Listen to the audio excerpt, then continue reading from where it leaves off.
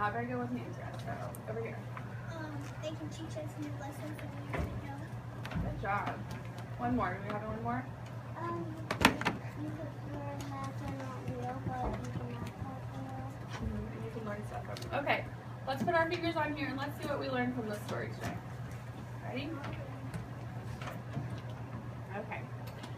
Bruno shivered. A frosty wind blew through the forest. Bright red and orange leaves danced around the trees. His paws felt like blocks of ice.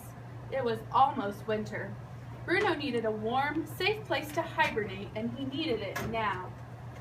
Bruno moved slowly through the woods. He grumbled and growled to himself. Finding a new place to sleep was harder than he thought. Bruno climbed up a small hill. He hiked around a pond and walked on the path. No place was right. Finally, he made an exciting discovery.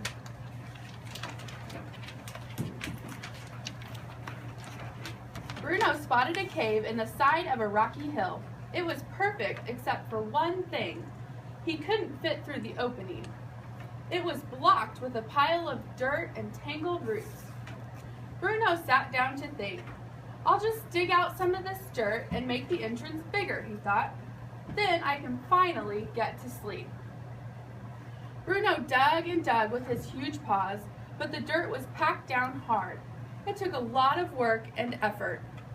He pulled and pulled at the tree roots. The roots were strong and too tough to rip out. Bruno stopped to rest. His paws ached. They were red and sore. Okay, let's pause.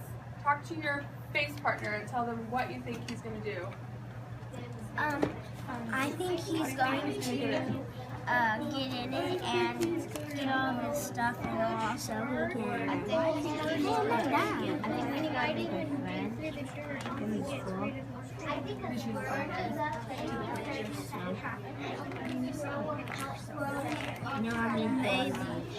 But maybe there might be something in there still, but she just doesn't know it. You got some ideas? And just go at home. Okay, let's read and find out, and then we'll talk about it in a minute. Okay, suddenly he heard a loud sound.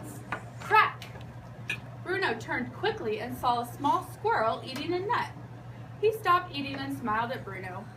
You look like you need help, said the squirrel. Bruno sighed. I've been trying to fit into this cave, but it's hopeless. I've been digging and digging, but I haven't improved the opening at all. I'm Jack, and I can help, said the squirrel. But you're too small, said Bruno. Jack told Bruno to sit down and rest. Bruno sat and yawned as Jack scampered away. A few minutes later, he came back.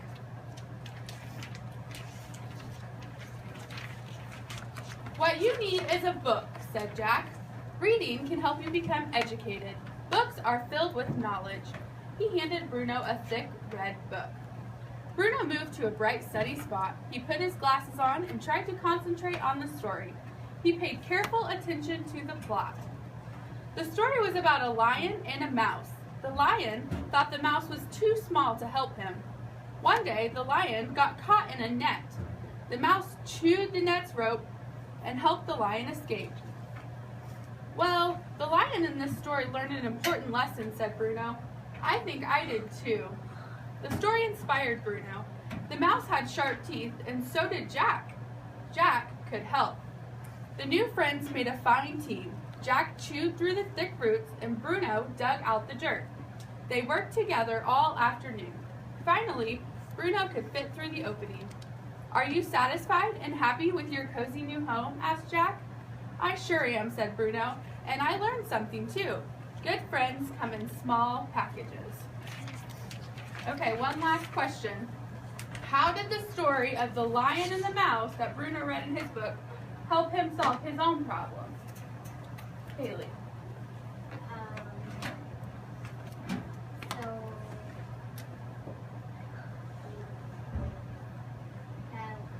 So, like the mouse helped the lion, the squirrel helped him. Yeah. Because even though the mouse is small, doesn't mean the mouse cannot help anybody. Good job. Okay, one more. He said that you're too small and to kind of learn from the lion and the mouse because the lion the lion. Mm-hmm. So the mouse kind of has to save the bear because the squirrel kind of saved the bear. Good job. Making a house. Yeah, awesome. All right.